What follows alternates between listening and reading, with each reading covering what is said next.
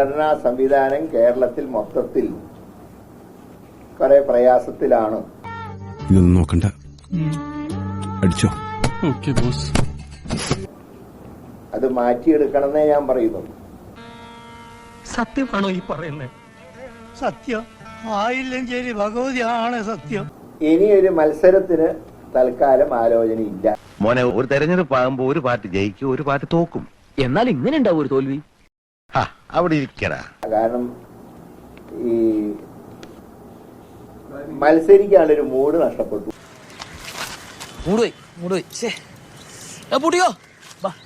അതുകൊണ്ട് തൽക്കാലം പൊതുരംഗത്ത് തന്നെ തൽക്കാലം ഒന്ന് വിട്ടുനിൽക്കും.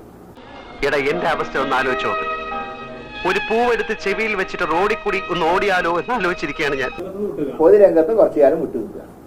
തൽക്കാലം ഒന്നിലേക്കുമില്ല. നമ്മൾ ഇപ്പൊ ഒരു ശ്രമം നടത്തി, ഇനി അടുത്ത തവണ നമുക്ക് ഒന്നുകൂടി ശ്രമിക്കാം. അല്ലാതെ ഇപ്പൊ ഒരു കാര്യമുണ്ട്, ഒരു കാര്യം മനസ്സിലാക്കേണ്ടത്, ഈ ഇലക്ഷനിൽ എനിക്ക് ആകെ ഒരു പ്രയാസം ഉണ്ടായ ഒരു കാര്യമുണ്ട്. ഒരു കഥ കേട്ടിട്ട് കുറച്ച് നാളായി, നല്ല മൂട് പറവച്ച. സുരേഷ് ഗോപിക്ക് വേണ്ടി 3 തവണ പ്രധാനമന്ത്രി വന്നു. സുനിൽകുമാറിന് വേണ്ടി പലയിടത്തും പിണറായി വിജയൻ വന്നു. വിവരമില്ലാത്തവനാണെങ്കിലും സത്യം പറയൂ, എന്താ നിന്റെ വിഷമം?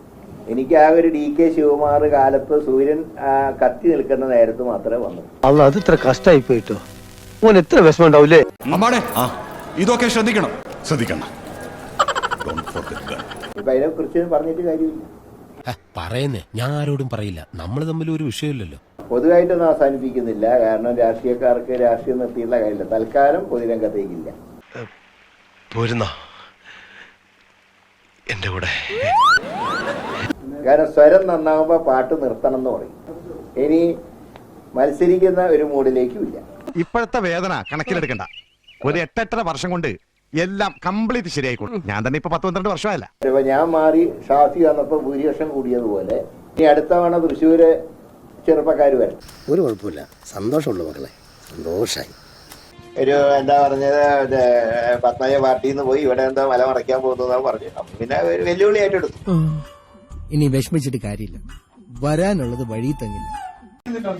വടകരയിൽ തന്നെ നിന്നാൽ ജയിക്കുമായിരിക്കും. അവനെ കൊണ്ടൊന്നും പറ്റൂല സാറേ. പിന്നെ ഞാനതിന് നിന്നു കൊടുക്കേണ്ട കാര്യം ഉണ്ടായിരുന്നില്ല എന്ന് മാത്രമേ. അപ്പൊ നമ്മള് കുരുതി കൊടുത്തു എന്ന് പറയുമ്പോ അതിനെന്തായാലും നിന്നു കൊടുക്കാൻ പോകേണ്ട കാര്യം ഉണ്ടായിരുന്നില്ല. നിങ്ങൾ പറയുന്ന പോലെ നിങ്ങൾ ഇലക്ഷൻ നിൽക്കാൻ പറഞ്ഞു, ഞാൻ നിന്നു. അല്ലാതെ എനിക്ക് പിന്നെ ആൻസൈറ്റി ഒന്നും ഇല്ലട്ടാ. ഒരു മിനിറ്റ്,